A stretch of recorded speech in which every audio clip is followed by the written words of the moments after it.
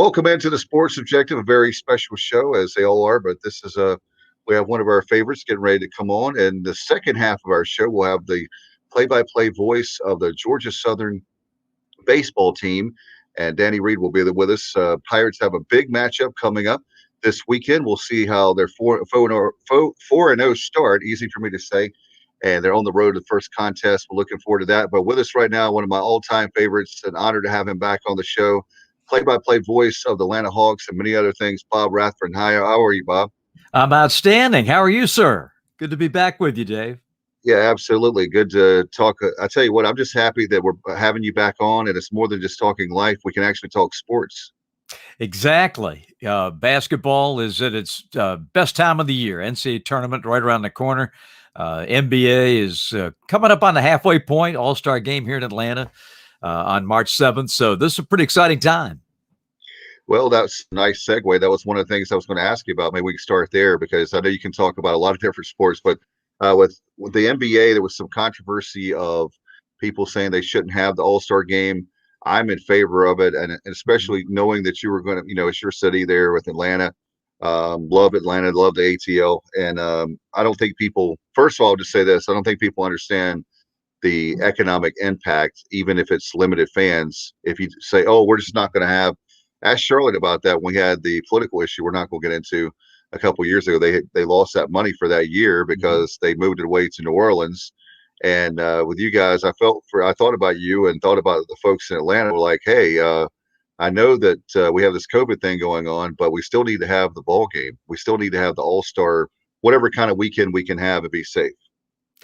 It is a worldwide event, and I think people underestimate the impact the NBA has in basketball around the world. This is the most popular event that the NBA stages, much more so than the finals, the playoffs, anything like that. This will get views of close to 2 billion people through all types of media around the world. So nothing could top that. And the league was reluctant to give that up.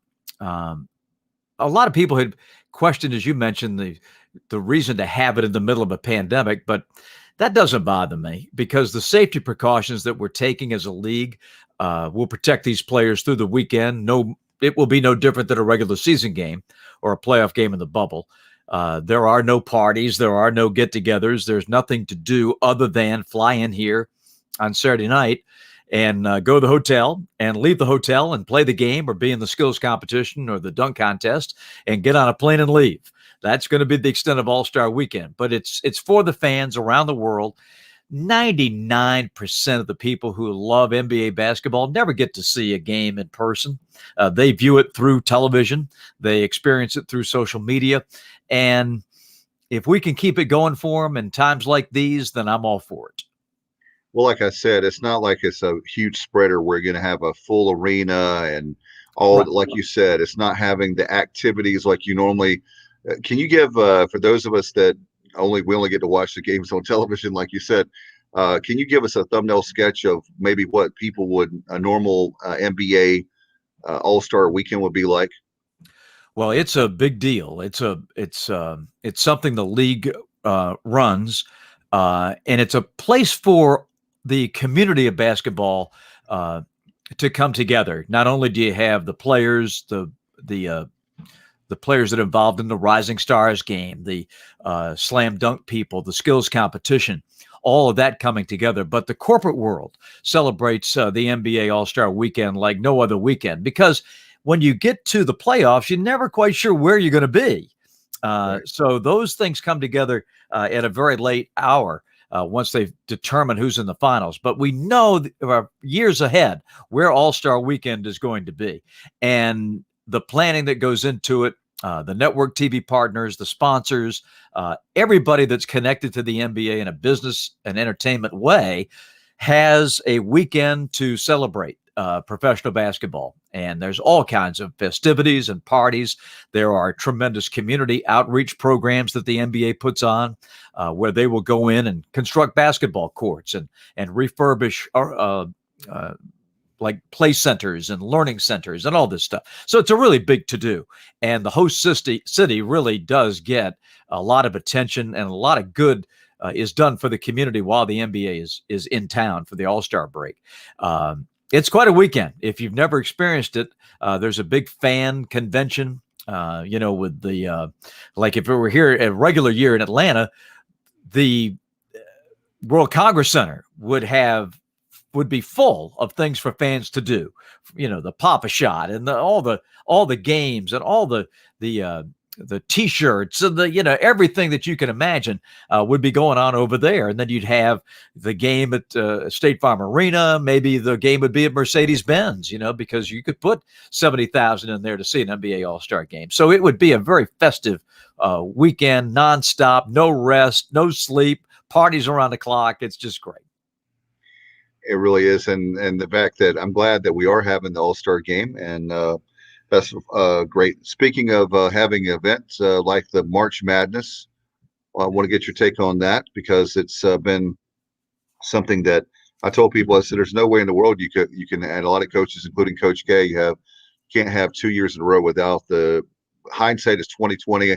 I thought last year, Bob, they should do it without fans, but who am I? I'm just some guy in Williamston, North Carolina, in the eastern part of the state. So, but I really thought no fans, excuse me, play the game so they could still get the revenue. They didn't do it. I know that hindsight is 2020, and we didn't know at that time, a year ago almost, what was going on. But how do you feel about this year having a semi, not what you guys had with NBA, but it's like kind of like a bubble in Indianapolis, not quite the same, but still better than not doing it this way. Yeah, well, they have to have it. I bristle, Dave, at people who say, well, they're just doing it for the money. Well, guess what? That's what everybody does.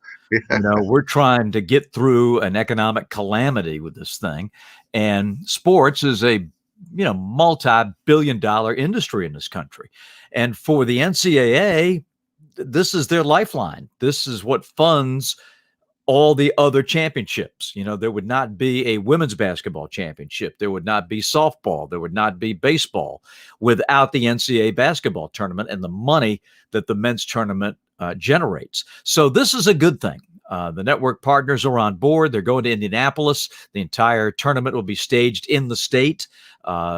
Eventually, they'll get back to Indy once they get to the Sweet 16, but games are going to be played all over at IU and Purdue and what have you, and throughout the city of Indianapolis to get this tournament going. I haven't read it yet, so don't hold me to this, but I believe that the NCAA said today they're going to pick like 4 additional teams to be in the field on standby in case a team cannot make it. So they'll pick 68.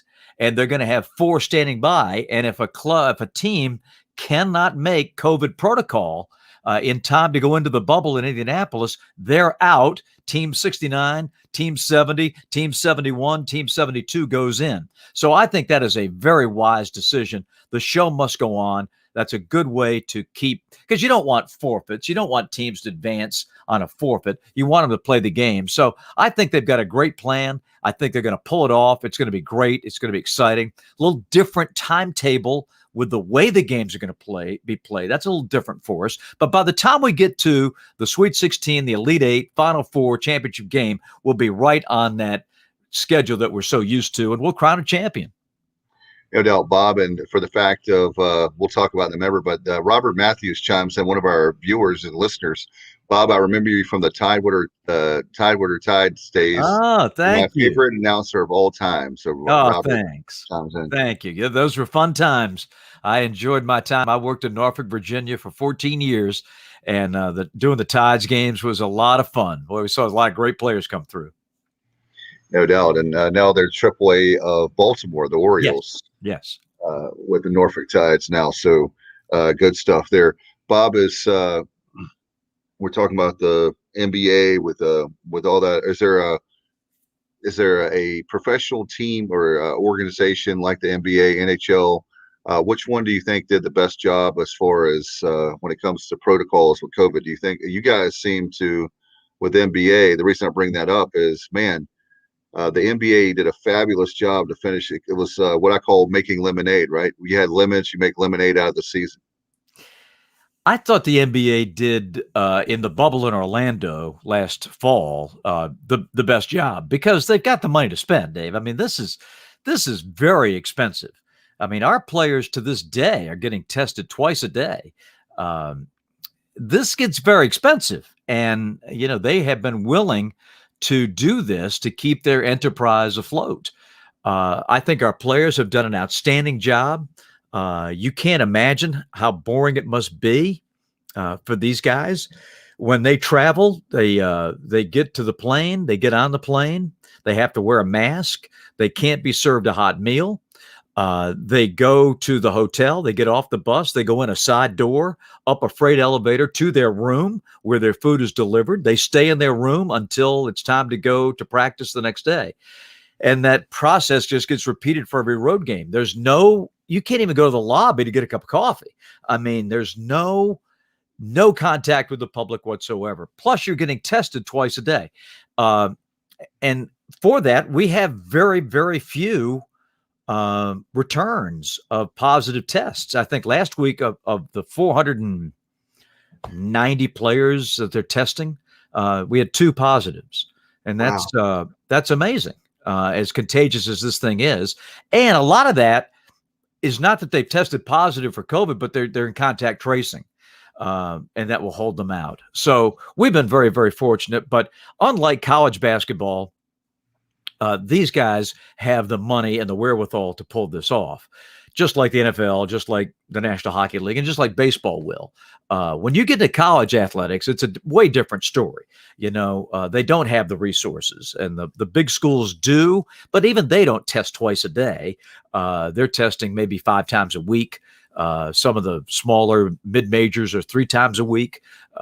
That's a big difference. So the pros have a big advantage over the colleges in high schools and what have you to keep this going during a pandemic.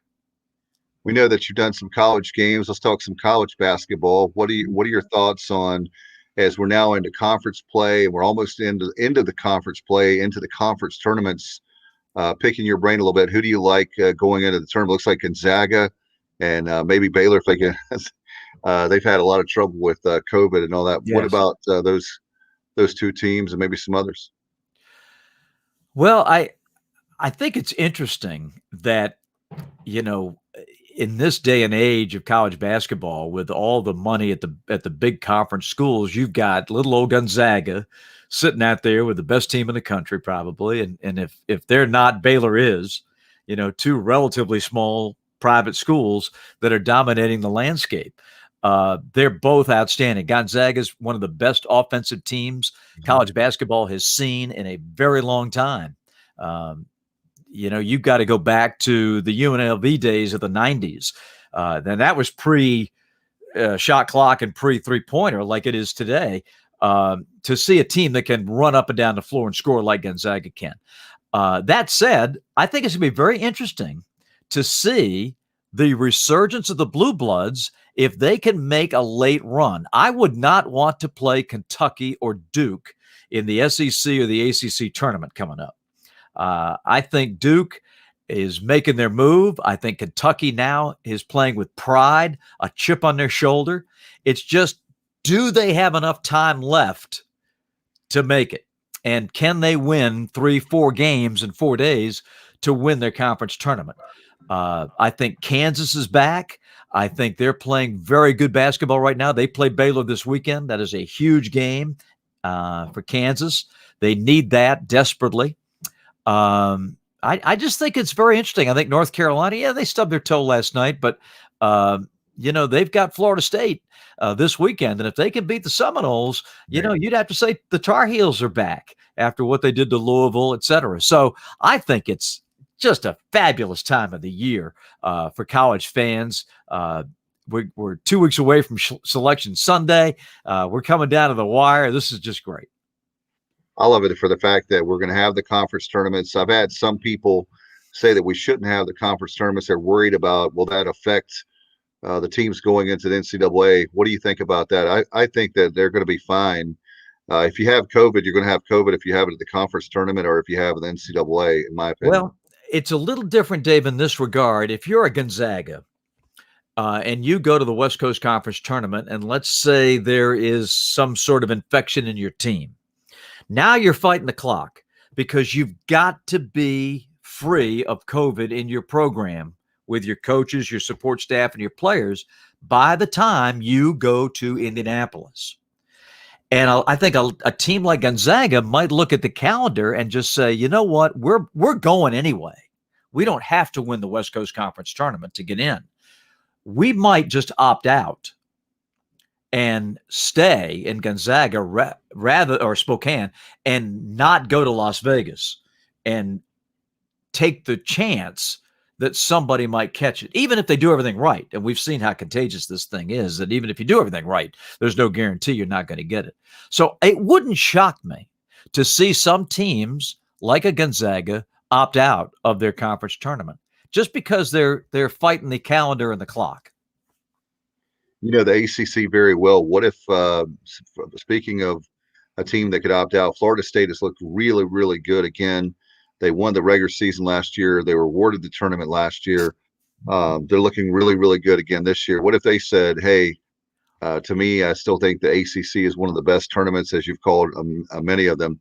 What if Florida State opts out when you have that's one of the attractions of the tournament, is to see the best basketball team of that tournament. I understand their personal why they would do it, but what about as far as the league is concerned? Would they be penalized for doing that? Well, interesting you asked that question, because now the ACC is a different story.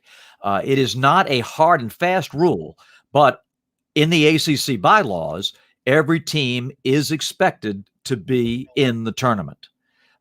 That's part of the deal for being in the ACC, that you must show up and you must play. So unless they were, they were held out because they were ineligible, that's the only way they would be allowed to miss the Atlantic Coast Conference tournament. So even a team like Florida State or Virginia, somebody like that, decided, well, we don't want to play and take a chance. They don't have that option. But the flip side of that, of course, is that there's more testing available because they've got more money to spend on it. So their risk is muted somewhat. It's mitigated somewhat by the testing. That'll be nice. Have you been able to be vaccinated yet, Bob? I have not. And I'm ready as soon as they call. I'm on about 10 waiting lists. We're waiting to get the vaccine down here in Georgia, more widely distributed than it has been. But I am waiting patiently, and hopefully I can get it very soon. Well, if you could come to Greenville, North Carolina, my day job, we'll get you in the vaccination clinic there for the local hospital. What time would you like me there tomorrow?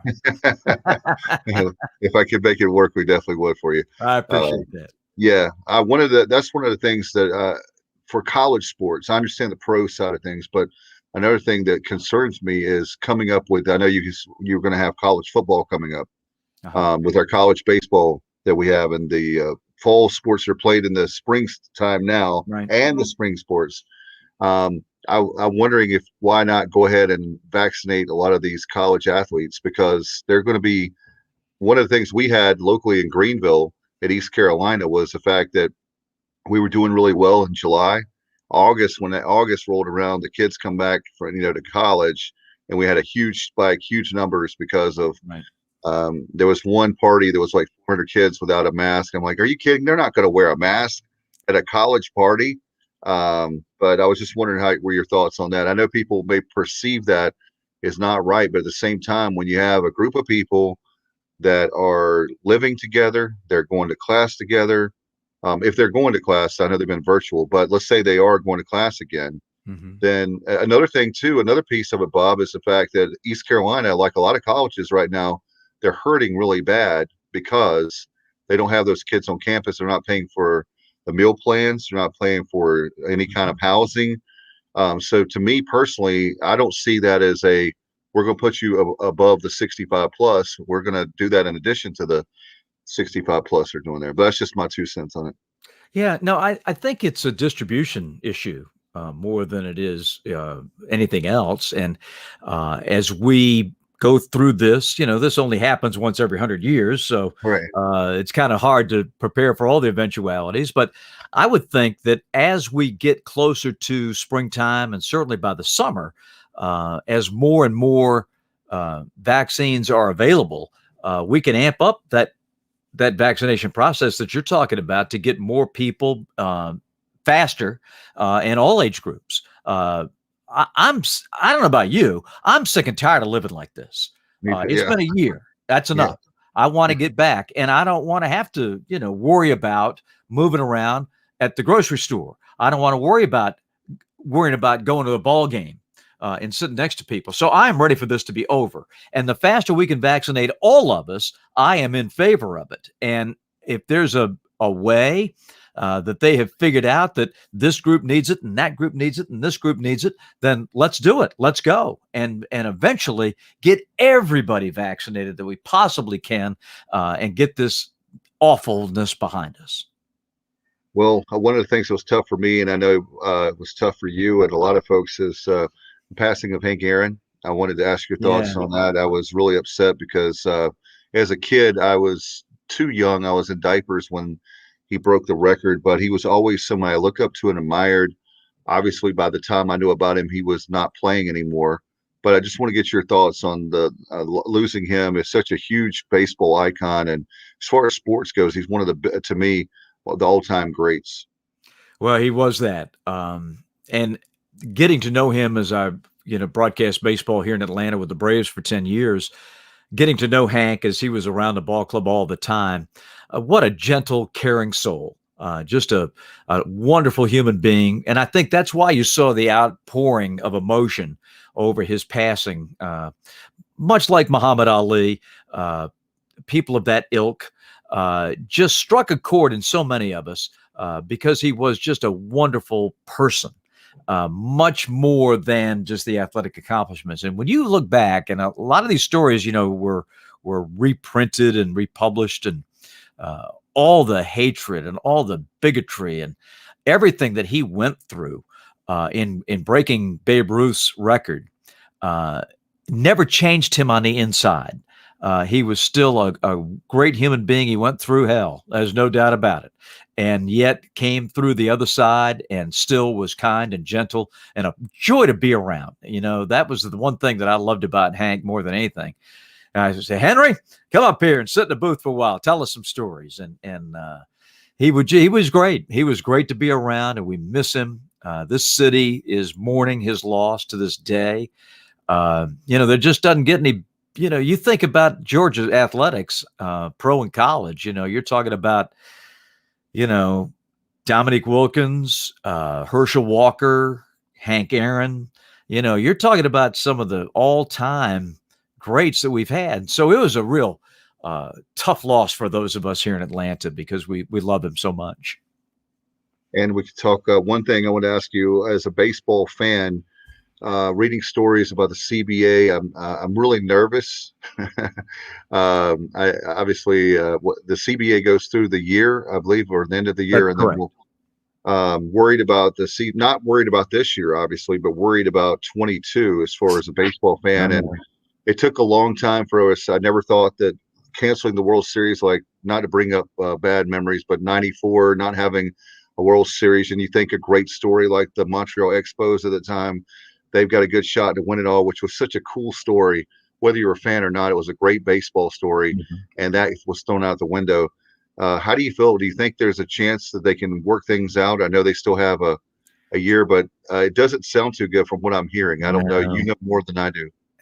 No, I really don't, Dave. But just from the outside looking in, having lived through that 94 season when everything stopped in late August, I've never seen two sides that just hated each other like baseball owners and the players. And even though they've had relative peace these last 2-3 years, there's been a lot of saber rattling, and it sure looks like they're on a collision course once again. And you read the stories of manipulating service time to keep guys money down and bonuses and all this stuff, and it's like, this is right where we were in 1994.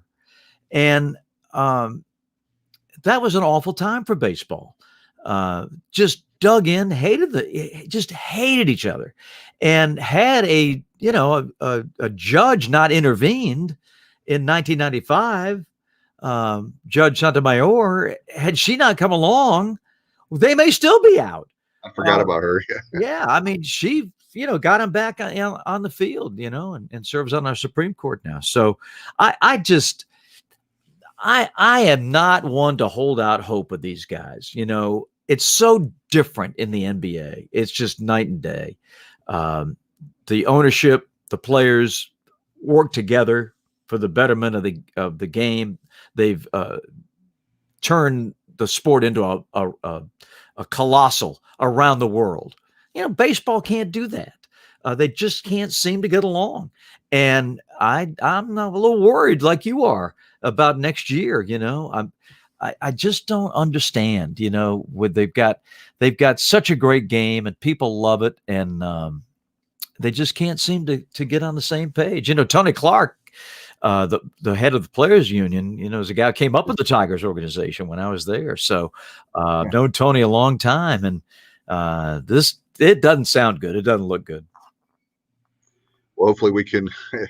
I'm not going to hold my breath, but hopefully they can get something worked out, and we'll deal with that, I guess, in 22, like we're dealing with COVID. It's one step at a time. Yes. All right. Amen. Before we let you go, too, Bob, we appreciate the time, and you've been generous. I know that your wife has the rescue. I want to mention that my dad is a veterinarian. I'm a son of a veterinarian, so oh wow. I wanted to make sure that we plug that every time you come on, because I think she's doing fantastic. You guys are doing fantastic work. So I wanted to, for people watching, if I'm sure if they want the dog rescue, right? Yes, it is. It's Rescue Me Georgia, and you can find them on all social media. They pull dogs primarily from county south of Atlanta, Jasper County, Georgia. And in fact, Mary Beth went down there yesterday, pulled 4 out of the shelter that we're going to get homes for. So, it's a labor of love. The dogs are great. Rescues are great. If you're thinking about adopting a pet, think rescue first, because those dogs are special. I don't know what it is about a rescue, but they just seem to know that they have been rescued, and they will be lifelong pets and great friends. And it's a wonderful aspect of our lives. The dogs keep us going. They are just great. And if you are an animal lover, and particularly a dog lover, have your pet spay or neutered. That will be the best thing you can do as a pet owner. Of course, love them and hug them and all that, and they'll be great companions. But if you can get them spay or neutered, that will go a long way in helping control the pet population. No doubt. Give her our best. It means a lot. What you guys? I shall, Dave. She will be excited to hear you say that. How can people follow your work with not only the Hawks, but you got some other stuff coming up, and then we'll let you get out of here. I appreciate the time tonight. Okay. Well, if you're in the Southeast region around Atlanta, then you can watch the games on Fox Sports Southeast. If you're out of the region and in Eastern North Carolina, I'm sure that's Hornets country on cable. So you can watch our games on League Pass. Occasionally they're on NBA TV. But you can also keep up with me on social. Bob Rathbun TV and I'm on Twitter and Instagram and post fairly regularly about the comings and goings of the Hawks. So love to hear from all the fans everywhere. Still do the ACC games. So excited about that, and love staying in touch with the fans. So thank you for having me on, and I appreciate you letting me say that. Thank you, Bob. Appreciate the visit as always, and we'll have you on again soon. Thank you so much. Great. Okay. Y'all take care. Thank you. Have a great night, Bob. Okay. You too. All right. Bye-bye. Legendary announcer there, Bob Rathburn, play-by-play voice. Speaking of a play-by-play voice, very excited to have on with us Georgia Southern play-by-play voice, Danny Reed. Danny, how are you?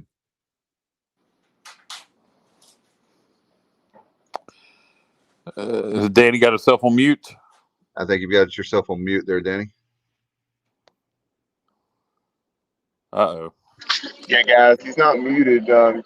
He may need to sign out and come back in. Yeah, Danny, sign out and come back in if you will. We are not picking up your audio. All right, we'll get Danny back on. That's nothing like live television streaming here. We'll get him back on.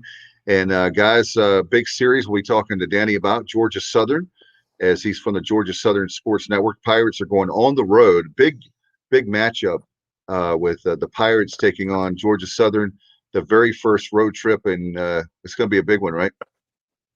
Yeah, absolutely. And by the way, this is Kyle from LaGrange. Welcome back to the show. No, of course, yeah, it's going to be a big series on the road. It's our first road series of the year. Pirates off to a 4-0 start with wins over Rhode Island and Duke. But when you go on the road, it's a different story. Georgia Southern's always got a solid baseball program, and the Sun Belt's a good baseball conference. So it's going to be a tall task.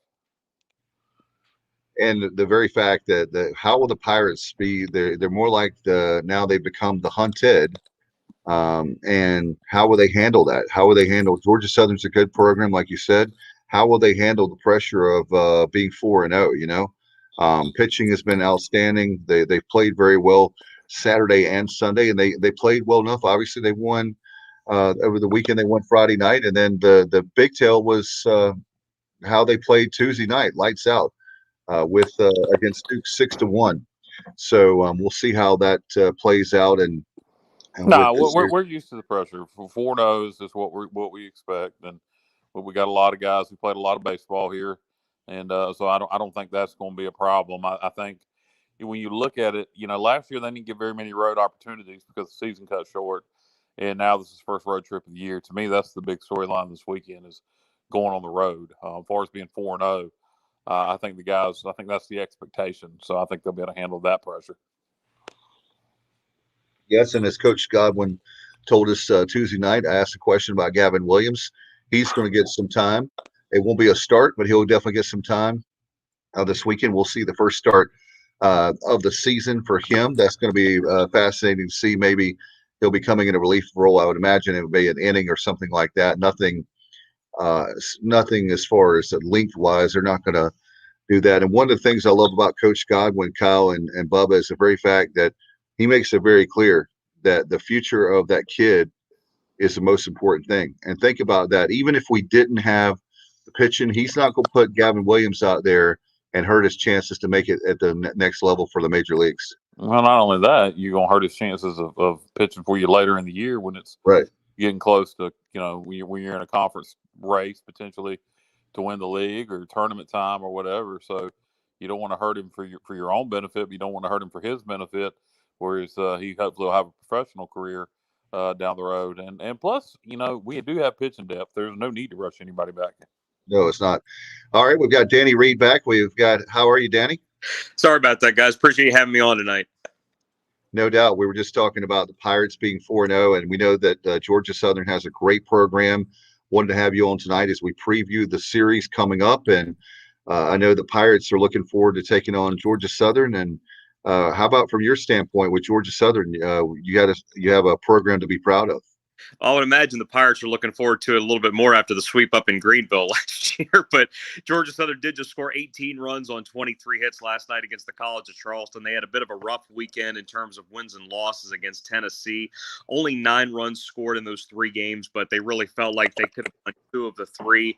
Unfortunately, it was a sweep, but did take down CFC last night in Charleston. But yeah, it is a program that's been to 2 College World Series and now under head coach Rodney Hennon for the 22nd year. He's the second longest tenured coach in the history of Georgia Southern baseball. He went over 800 career wins last March before the shutdown. 6 times he's taken the Eagles to the NCAA tournament, even though they haven't been there since 2014. Last year, it felt like there was something special brewing. You get an 11-5 start, you win your last 7 games, and you beat number 2 Georgia 3 times. You feel like there's something brewing, and then COVID comes in, it shuts everything down. Thankfully, almost everybody is back from that team, and you add a couple of impact freshmen to the roster. You just don't want to look at the wins and losses too much right now at 1-3, but the fact that another ranked team is coming to Statesboro, it's another chance for these guys to show people that they are worthy of all the hype they're getting. Yeah, before we break down Georgia Southern too much, I wanted to talk a little bit about the Sun Belt as a whole. I know you guys, you know, back in the day played in the SoCon, and you guys have a great tradition, like you said. What are your thoughts on the Sun Belt as a whole? I think it's one of the most underrated baseball conferences in America with you guys, Coastal Carolina, Louisiana Lafayette, South Alabama, et cetera. Yeah, especially right now. I think that with all the talent that's coming back, not just with 5th and 6th year seniors returning to teams, but also all the freshmen that didn't get drafted last year because it was only a 5-round draft. I think that you're looking at one of the more talented seasons in the history of college baseball that's coming up. And in the Sun Belt, you've got maybe 5 or 6 teams that could be worthy of a regional berth. Now, granted, I think you'd be lucky to get 2 with these circumstances, but Coastal 5 years ago won a national championship. Raging Cajuns have been to a College World Series ever since the turn of Y2K. South Alabama always seems to be good. Troy anybody has been to a regional within the last couple of years, there's no easy series in the league this year. And thankfully, we're lucky enough that we get a chance to play teams in each division. The way that we've had to do basketball this year, they separated us between East and West, and we've only played teams. We're in the East. We've only played East Division teams. So we haven't played anybody that's in the West Division. With 12 teams, we haven't seen 6 of them this year, and we're not going to see them until we get to the conference basketball tournament and down in Pensacola. But at least with baseball, you get to see everybody. You get a better gauge on what the league is like. And I think that the caliber of play in the league this year is going to be really, really good. Yeah, and again, right before we break down your team, you talk about how good the Sun Belt is. You play Tennessee weekend series, you play East Carolina weekend series. That's got to get you ready for conference play. You get a team that was ranked 16th last week. I know East Carolina was high as 13th going into the season, but it's a team that Georgia Southern knows pretty well from that 3-game series up in Greenville last year. Even that series, even though East Carolina swept it, Georgia Southern was in contention in the first 2 games. When you run into Alec Burleson, I think the Eagles found out what a lot of people nationally found out, and then a tight game in game 2 as well. But then in game 3, East Carolina just showed how well they could slug it. Bryson Worrell just tore up Georgia Southern, going 5 for 10 with a home run and 3 doubles in that series. These guys have looked forward to this, especially with so many guys that were back from that series last year. And even coming home from Greenville, the bus shut down on the side of the road. I wasn't there for it, but I've heard a lot of stories about it. So they didn't get back until about 5:30 on Sunday morning, or rather, it would have been Monday morning since they're Sunday. So this is one even more so that they've been looking forward to. They want to get all those bad thoughts out of their head and do the best they can to try to at least win the series. But I know East Carolina is really tough. You guys have some back as well. So someone get word to Cliff that the Eagles have this one circled and have for a year now. They've circled it in blue. It's been circled for about a year now. That doesn't necessarily mean anything, but they've been looking forward to this for sure. Well, he follows that program, so I'm sure he'll hear about it. And one thing I want to mention too, Danny, is the fact that some people, sports fans, look at a record and they go, "Oh man, Georgia Southern 1-3." Well, if you're not paying attention, they played the number 19 team in the country with Tennessee, and you guys gave them. I know you lost 3 games to Tennessee, but you gave them all kinds of fits, right? Well, they needed a 9th inning 2-run home run game 2. They needed a 12th inning grand slam to win game 3, and even game 1 jumped out 5-0. Georgia back and cut it to 5-3. That was the only game that I was with Georgia Southern basketball over the last couple of days, so I didn't get a chance to see the Saturday and Sunday games. But the fact that they were as competitive as they were, I'm not going to say they should have swept the series, but could have just easily taken 2 of the 3 games. But credit Tennessee for being ranked where they played like a team. They got the hit they needed them, despite hitting just 198 for the series and striking out 45 times in 3 games. Tennessee hit 5 home runs, and 2 of those turned out to be game-winning home runs. And then you could kind of feel that the Eagles were a little bit hot and bothered by that last night in Charleston. They got down 2-0, but then scored 9 in the 3rd, 6 more in the 4th. And when you get in a midweek setting, it's okay. You're up 15-2 at that point. Let's kind of get this one rolling. Let's see if we can get back home. Let's see if we can get some practice and get ready for ECU coming in this weekend. But it was really nice to see the offense break out, and the fact that it was so much and that everybody had a part in it, it shows you what they can do. And I think that realistically it's going to be somewhere in between a 3-game sweep and scoring 18 runs. But to know that everybody was capable of doing that at the same time, it was nice to see. It really was. Danny, talk about your weekend rotation there for the Eagles, your Friday night pitcher, and the rest of your weekend rotation. And what do you have coming out of the bullpen? How's the pitching depth look for Georgia Southern? It's going to be the same as the opening weekend. Jordan Jackson, the transfer from Spartanburg Methodist in the upstate of South Carolina, he'll get the ball tomorrow. And then freshman Chase Dolander out of Greenbrier High School near the Augusta area gets the ball in game 2, and then Braden Hayes to start game 3. Jackson is somebody that was the Friday guy last year, went 3-1 in 4 starts, only gave up 1 run at home. Tennessee had a really good first inning against him in terms of upping his pitch count. He threw 45 pitches in that first. He didn't get out of the 3rd. It just got to a point where it was just trying to get enough outs to not tax the entire bullpen. But the good thing about it was when Jackson left, the bullpen came in, did really well, gave up just 1 run after that. Tyler Owens came in behind him, went 4 2/3. He struck out 10 guys. And dating back 16 years, we couldn't find another Georgia Southern reliever that had struck out double digits in one game. I can't think it happens too often anywhere, but I would think you would see Tyler Owens in a long relief setting at least at some point during the weekend. Then for Dolander, he is a freshman that has a great arm, somebody that was on a lot of draft boards last year, but it was only 5 rounds. So Georgia Southern, I think, was lucky to keep him. He was 92, 96 most of the game against Tennessee. He struck out 8 batters over 5 innings and a no decision. And then with Braden Hayes, somebody that's been in the weekend rotation for 3 years now, he has improved each year. Looking to make this his best campaign. He's only claimed 1 victory individually, but somebody that pitched well enough last year to earn a little bit more than that. He's been working more quickly the last 2 seasons. I think that's helped him because he's not somebody that's going to blow a lot of guys away. You enjoy playing defense behind him because he induces a lot of contact. He can work quickly, kind of like a Mark Burley, not as bulky as Burley was when he was pitching for the White Sox, but similar in terms of tempo. And then bullpen-wise, we mentioned Owens, but you'll see guys like Nick Jones, Tyler Jones, David Johnson, Hayden Harris, who started the game last night but only went 2 innings. The fact that you've got a 44-man roster and 22 of the guys are pitchers and 16 of them have already thrown in the first 4 games, there are a lot of options. So Rodney Hennon and pitching coach Peter Green, they know that it's not just guys that they've been accustomed to the last couple of years, but they can go to a lot of different guys if they need to get a couple of outs against ECU. Yeah, you look at the 2 teams that have a lot of pitching depth. And so you immediately think you can see some pitching duels Friday, Saturday, Sunday. And when you have those preconceived notions and you think you're going to see a lot of good pitching and pitching duels, look for some 15, 14 type ball games. Well, since they remodeled the ballpark down here in 2017, it has become more of a pitcher's ballpark. In the early stages of J.I. Clemens Stadium, the fence was in a little bit closer, about 10, 15 feet in some areas, and that made it a hitter's haven. But now they backed the fence up in 2017. There's a blue monster in right field that's 24 feet tall. It sits just shy of 330 feet away, but they backed the center field fence up. They backed the left field fence up. That was in advance of Georgia Southern hosting the Sun Belt Conference Tournament in 2017. Now, that doesn't mean the ball can't fly out, because if the wind blows out, it's going to carry just like anywhere else. But predominantly, it has shown that even if you get the ball in the air, you better crush it, because most of the time the wind's coming in and it makes it difficult to get it out of there. Let's talk about the crowd too. Danny, we're happy for you guys.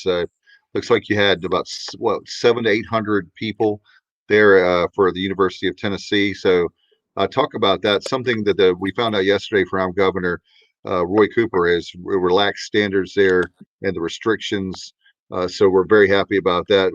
I think we can get about 1,500 people. 30% attendance, Dave. That's going to depend on whether it's going to be just counting the stands or if it's going to count the jungle also, but potentially 1,500. What is y'all's percentage down there, Danny? We're at 25%, and it's funny because the number that was listed, I don't know if it was exactly that. It seemed like there were a lot more people there, especially on opening night and the rest of the weekend. You've got a nationally ranked team in Tennessee's never been in Statesboro for a weekend series, but they blocked off every other row.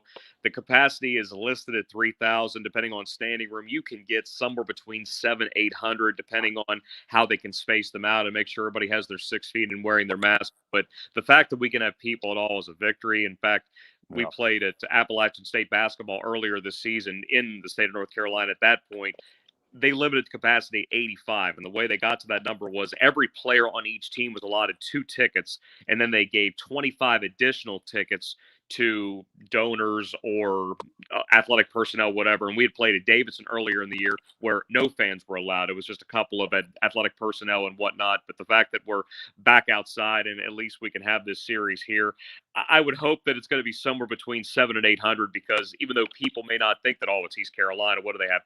They're ranked just where Tennessee is, and in my estimation, they've got a better offense than Tennessee does. And if the pitching staff is not equal, it is right there, especially with what Wisenhunt did against Rhode Island on Sunday last week. Hey, Danny, you know what's funny is that this is another example of being with the COVID year we've been dealing with. How many times have we seen at East Carolina, like for basketball, where there's probably 50 people in the 100 people? There's been some bad times with the losing seasons in the past, and they would say the attendance is 500 people, and you could literally, I've been at games in the 90s, and I could literally count how many people were in the arena, And I'm not trying to make fun of my alma mater, but it's a situation. But how is it funny here how you have a situation where the crowd could have been larger, and they're saying no, no, no, no, there was only 700-800 people. Yeah. I mean, to see that's so weird because normally they're counting every person. They're counting the janitor. They're counting every single person in the building to say for attendance. And here they're subtracting. That's crazy. Yeah, I've got about 7 years experience in minor league baseball. When I look around and see about 13 people in the stands, and then I get an attendance on a box score that's 6,254 fans. Where were they hiding because of the sun? Trust me, I've been there. I've done that. Danny, switch gears a little bit. I know we hired an assistant from Georgia Southern football. Hired your running backs coach. I'm terrible with names. Help me out, Dave. I can't remember his name too. Okay, well, your running backs coach, maybe you know Danny. What do you think of hire? What do you think about him as a coach? Oh, you got a winner. He's phenomenal. He was the assistant head coach, recruiting coordinator during his time here. And when you can work with guys like Matt Breida and Wesley Fields, J.D. King, Wesley Kennedy over the course of his tenure, and you've seen Breida play with the 49ers and now with the Miami Dolphins, he had a very successful tenure as well with Appalachian State up in North Carolina. So he's been long known as one of the top running backs coaches in the country. And once that position opened at ECU, the people in Statesboro kind of got a little bit tense thinking, okay, that's one where you could. And he was in contention for a spot at South Carolina as well. He got here in 2016 when things weren't necessarily good from a football standpoint through the awful 2017 season. But ever since 18, he has been part of the trend back up. And we knew that it was just a matter of time before somebody else plucked him. I'm happy that you guys have him. I'm not happy that Georgia Southern lost him, but you are going to grow to love him because he is one of the absolute best. His players love him, and he is a guy of high character. You got a great one up there. Sounds good. Thank you, Bubba. Chris Foster, by the way, Kyle. Thanks to Bubba. Thanks. Chris Foster. Yeah, I'm terrible think of with his name names. That is something I need to work on. I am. Good God, I am the world's worst. I forgot one of our pitchers' names this weekend. This is a 6-year senior. Could not think of his name to save my life. Well, Colmore? Colmore, yeah, Cam Colmore. Could not think of his name for nothing in this world on our Sunday night wrap-up show for baseball, and his mom was watching. So no pressure. Yeah, not at all. We love the Colmores, but what about the bats? Your offense is what was really impressed by the numbers you guys putting up. I know people it's overused term, but video game numbers. You guys are just tearing it up behind the plate. They're big, double-digit number of runs. That's something. If you're a Pirate fan going into the weekend, you got to be concerned about. Well, it was last night. I mean, it was 9 runs over the first 3 games of the season, but last night it was 18 runs on 23 hits. 8 of those went for extra bases, had 3 homers, 4 doubles, and a triple, and it just seemed like everything just blew up after that 9-run third inning. You had 4 hits each from Jalen Payton, who played third base last night, true freshman from Decatur High School up near Atlanta. That was the first time he'd ever hit leadoff, and man, he looks like he's somebody that's going to be really good for Georgia Southern. Christian Aman, who started in center last night, he's played all 3 outfield positions. He's also played third. He could do a little bit of catching. He's that Swiss Army knife, if you will. His 4 hits and 4 RBIs and a pair of doubles, all those tied career highs for somebody that's in his 4th year in the program. And then the sluggers, you've got Mason Mcquarter, who will play both outfield positions on the corners and also step in first base.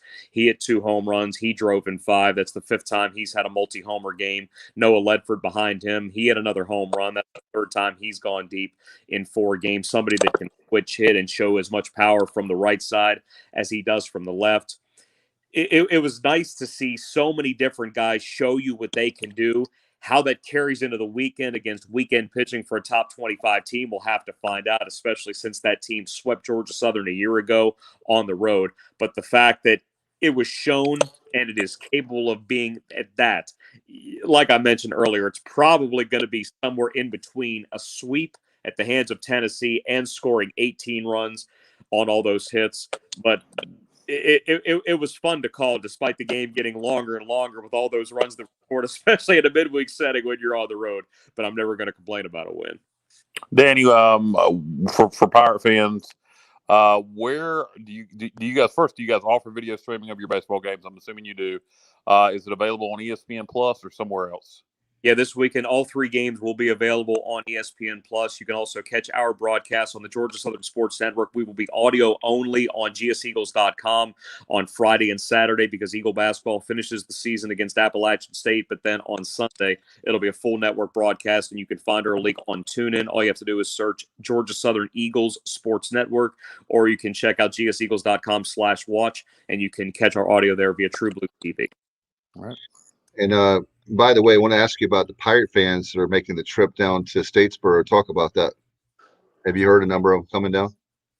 I haven't heard anything specifically, but it has a way of being a little bit bigger when your team is in the top 25 and you've got the kind of program that you have. I know that the Godwins have done such great work, whether it's been Chris Briley over the last few years and the pitching, the hitting. I've been very impressed by that program. I actually had a chance to nearly call some East Carolina baseball. That was back in 2014, and that was something that was in contention for. So it's a program that I followed for a number of years. I didn't get a chance to go to that series a year ago because of basketball, and I'm only going to get to call the Sunday game this week, depending on what the COVID situation is going to be between Georgia Southern basketball and Appalachian State. But I'm looking forward to this. It's always nice when you can get a top 25 program to Statesboro, especially second straight, and especially when it's a team that's performed as well the last 5 years like ECU has.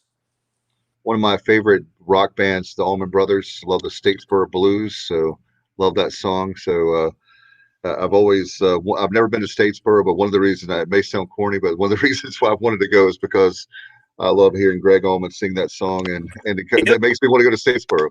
If you get a chance, if you're making the trip, if you're a Pirate fan, if you're making the trip this weekend, if you go down Main Street in Statesboro near the Visitors Bureau, there is a statue that was built about a year ago, Blind Willie McTell sitting on a bench because he is the original artist. The Allman Brothers popularized it, but there is a bronze statue of Blind Willie McTell sitting on a park bench with a guitar and dedication of the Statesboro Blues song, which is almost years old. So you get a chance to come in town if you have a free time, go down Main Street. You'll be able to see that. It's really cool. Kyle and I love we're music nerds. Bubba does too, but Kyle and I we need to do that, don't we? Yeah, absolutely. Anytime you can take part in any kind of musical history and go to the place where inspired a song, it's cool to do. And by the way, also one more thing, and we'll let you go. We love to eat. Well, I'll speak for myself. I love to eat. We're some great places. You got some barbecue places down there. What's the locals' favorite down there in Statesboro that Pirate fans maybe they'll let us in?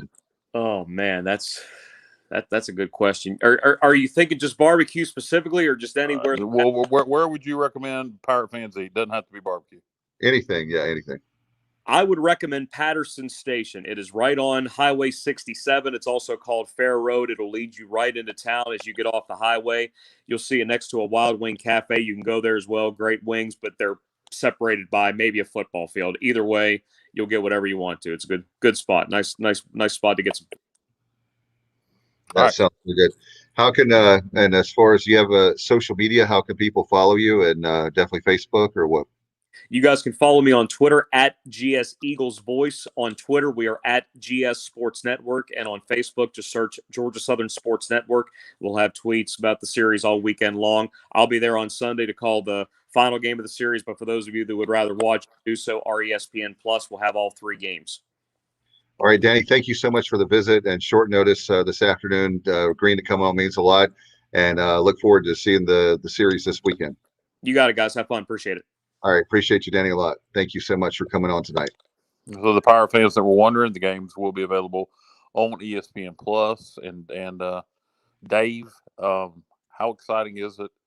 It's our first chance to talk about it. 30% attendance available for outdoor sporting events. So we'll actually be able to have some fans for baseball, and that bodes really well for maybe I don't want to say 100%, but maybe we'll be 70% by football season. But 30%. I did not expect us to jump from 100 people to 30%. Well, here's the thing, Cal. You and I talked about it, Bubba, way back in November. What the situation is now is, thank God that Thanksgiving, Christmas, and New Year's is not anywhere close to us right now, because that we were on a roll, and then it was like hitting a brick wall as far as recovery. And now that we have those holidays behind us, so to speak, things are going to get a lot better, and we need folks to continue. The good news is, Kyle, the 65 plus, there's a ton of people that want the shot and the vaccine, and that bodes well for us. And like you said, Kyle, my goal was things were so bad at the beginning of the year. Oh, yeah. I was looking for 50%. It would be a 25,000 for Dowdy Ficklin in the fall. We'd be lucky. That would be like our ceiling. But now that might be a conservative estimate, right? Yeah, who knows how things are going to go from here. But if things continue to trend right, you maybe at least double it and get to 60%. Who knows? I saw somebody suggest 75%. To me, that almost seems stupid. If you get to 75%, you might as well do 100%.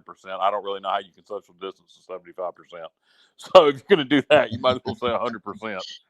So, but whatever. 63.7%. Yeah. I'm not complaining. 30% is a heck of a. You can, whether the attendance is counted in the jungle, and my guess is it will be. So my guess will be 1,500. 1,500 people can make a lot of noise for these boys, and except for Saturday games with good weather and big name opponents, 15 to 2,500 is probably realistically what we get for most games anyway. So it's going to be nice to for our baseball team and for the other sports too, but particularly for the baseball team to have fans in there. And then your spring football's coming up. We can have a normal crowd for spring football based on what normally shows up. We may, just the fact that nobody could really go to Pirate football this past year, we may have a huge crowd for spring football. I'm very excited about it. And here's something else I want to mention, Kyle, that I haven't had a chance to. I just realized I was going to text you guys earlier. What are you guys' thoughts on there? Are people upset that they can't tailgate? They couldn't go into the games like for baseball, but they couldn't tailgate. What are your thoughts on that? There was a tweet put out by at East Carolina at ECU Athletics, and there were a lot of people that were reacting to that. But saying they can't tailgate now after the 30%. They put it out. I don't know. They put it out yesterday. It may have been before the announcement, but I saw a lot of reaction on social media. I just people wanted to tailgate while they couldn't go into the stadium this past weekend. Is that what you're saying? That's my take, because they brought. I guess they were just enforcing the rules. My guess is that will be. I'm assuming that will change now with 30% attendance. They'll allow them to tailgate. I don't know. I don't know that for a fact. I think Gilbert's going to be addressing that. Is it tomorrow? Yeah. Well, that's about the. As far as season or tickets are concerned, tomorrow at 2:00. So we'll. Well, that's for all sports, not just football, right? That's for tickets. Right. Right. Well, I'm guessing as media members we can take part in that, and somebody needs to ask them about tailgating. That's a question that fans are going to want to know. People like to tailgate for baseball, and will that be allowed? I would assume it would be. I don't really know why it wouldn't, but then again, I don't make the rules, and really, quite honestly, I don't know that Gilbert makes the rules. It's going to be kind of what the governor is allowing. By the way, I want to mention this too before I forget. Let me give a shout out. I don't know if you guys saw that, but one of our colleagues on the Sports Objective, Sutton Young, he is getting an internship at Charlotte WBT TV, and that's a really big deal. So we'll give a shout out to Sutton. He does a great job for us, and really happy for him for all that he's been doing. And this is the next step for him, and so we're very happy for what he's accomplished already at East Carolina. But Charlotte is obviously a huge TV market, and that's going to be really big for him. So congratulations, Sutton. I know you put that on social media yesterday on Facebook. Yeah, congratulations to Sutton, and he'll continue to do big things, I'm sure. No doubt. And, with we're talking about the crowd. How about Joe Dooley? Let's talk about Joe Dooley. I know there's not been a lot to cheer about. Normally, we were talking about, if we said something like that, it'd be about losses, but it's because of COVID for the basketball program. As of course, the game Saturday night at Tulsa was postponed, which means pretty much at this point canceled late in the season. The next game will be next Thursday night at UCF. So long. That in Greenville? That is, I believe that is correct. Let me double check on that. But let me. Well, if that's the case, it'll be 15% capacity. We can actually have a, I don't know what 15% capacity is at Minji's. Is that 1,500? Bubba put up. I'm not sure on that. 1,000 to 1,500. Okay, so somewhere there like that. Yeah. Yeah, it'll be a big improvement, and it'd be nice for the basketball team to play in front of some fans for a change. So, beg your pardon. Let's see. Yeah, that should be in Greenville. Yeah, it is in Greenville on Thursday night at 9 o'clock. So maybe we can have some fans there for. But guys, that's like 20 some days since the last game. So that's going to be interesting to see how the Pirates will fare there. And how about Kyle? We got two good recruits. Marlon Leston and Jaquan Scott added to the 21 class for ECU Hoops. We've got a tremendous basketball staff. Joe Dooley is, I mean, his hobby is recruiting. He does recruiting. And anybody knows that if you want to be good at whatever college sports, you got to know how to recruit, right, Kyle? I can't win without players. Yeah, yeah. So, well, that fares well for us moving forward. And, we've talked about this for the football program, but basketball, right now, we see the program heading in the right direction. We have to definitely still hope. We see that the program is going to be moving, and it looks like we're right at the cusp of the NCAA tournament, the NIT tournament in the future. So we'll see that. Marlon's actually from Canada, and Dooley the other night, I think it was a week ago or so, was had talked to him. He said an international player, but Marlon Leston's from Canada, and Jaquan Scott is our great producer. Remind me, I knew that Marlon was from Canada. Jaquan Scott is from Florida. So welcome them to Pirate Nation, and that's going to be. I'm just excited, Kyle. We haven't had much to be excited about in basketball, but it is getting better, and it's just a daggone shame. We talked a lot that they started out 7-1, and COVID just pretty much killed the second half of the season. Yeah, it's a shame. I mean, like you said, good start to the season, and just things have been a nightmare ever since the holiday break and COVID case after COVID case. But maybe they'll get healthy. He'll be able to play these last couple of games and get hot and make a run in the tournament. And by the way, Marlon is 6'9", and Jaquan is 6'8", and they're athletic, as Bubba tells us. And we knew, I knew about Marlon. I did not know. I have to do some homework on Jaquan, but certainly more like they're more athletic and long, just like, of course, what you would expect in the American. If Bubba's just going to produce when he's not on the show, when he's just producing, I say we refer to him as Hotchkiss Featherbottom. You can do that. He can. Our producer, Hotchkiss Featherbottom. Oh my goodness. Well, I can tell you that. Hey, by the way, Kyle, I want to tell you this. This is really cool. Got a chance to order those gloves from PGXgloves.com, and got good news last Sunday because my son Alexander will be playing baseball. Got a double check for my daughter Mackenzie for softball, but really excited about the opportunities they have. They've gone a year without sports, but thanks to the great folks at PGXgloves.com, where they have all kinds of cool stuff there. You name it, they have it. They have custom baseball gloves like I got. Look at Hoskins getting that graphic up on the screen just like that when you're talking. He did. Batting gloves, personalized youth football gloves. And what about you, Kyle? I mean, they've got. Hey, Kyle, they have some really cool T-shirts. You got to check them out. Yeah, absolutely. You go to PGXgloves.com. Again, I keep harping on it, but I know we have golfers out there. Get yourself some custom golf gloves. Little League season's coming up, like Dave mentioned. Get your kids some custom gloves. Man, your kids love going out there looking like badasses where they're on custom gloves on as they go to bat. They got cool T-shirts, so go check those out. Check out the swag at PGXgloves.com. And remember, put in ECU at checkout and save yourself 25%. No doubt about it. Appreciate Kaz. Mark, we need to get Mark on, get Kaz on. We'll do that. Mark Minikazi will do that very soon. And by the way, we got to give a shout out to our good friends at Next Level Training Center. Speaking of getting your kids ready for Little League, they've got a great clinic coming up. I'm very excited. I signed my kids up signed my son Alexander up. He'll be playing as an 8-year-old this year for 8-year-olds and 9-year-olds from 10:30 to 1 that Sunday, right before they open. There's going to be plenty of social distancing because it'll be before they open.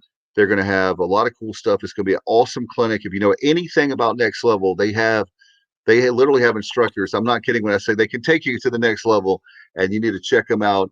It's very proud to have them as our sponsor for Extra Innings, which is of course our baseball podcast for ECU baseball for those that are joining us for the first time. And very proud to have Trent Brett, his great wife, everybody at Next Level. I saw a guy who actually had a Next Level T-shirt on and came into my work a few days ago, and I talked to him. He said he pretty much lives there, spending a lot of time there as a coach. But please do that. You can call 252-756-NEXT, 252-756-NEXT, and I'm sure they'll be able to take good care of you. And certainly, I think it's only like $60 if you're a guest for that clinic. That's nothing this day and age. And sign up your 8 and 9-year-old boy there for baseball, and I'm sure they'll have a great time and learn a lot, as Trent does an excellent job. And thanks to Trent very much for supporting us for the program. It means a lot to have him on as a sponsor. Yeah, no doubt. Well, I tell you what, guys, we're looking for a big series against Georgia Southern. We'll see how that goes. Pirates going on the road. We'll see how that plays out. Don't forget, on Sunday, speaking of next level, we'll have our next broadcast, and that'll be Extra Innings Sunday night. So make sure you join us for that as a recap of all the games, and we'll look ahead to next week as well. We'll have Corey Glore. We'll have all kinds of different special things, I'm sure. Appreciate, again, Next Level Training Center for sponsoring Extra Innings. All right, Kyle, thank you, brother. Appreciate you very much. Enjoy the show. Thank you to Bob Rathburn, the play-by-play voice of the Atlanta Hawks, and, of course, Danny Reed, the play-by-play voice of the Georgia Southern team. And our producer, Hoskus Featherbottom. Sounds good to me. All right, guys, until next time, appreciate you watching and listening to the Sports Objective. Good night, everybody. Go Pirates.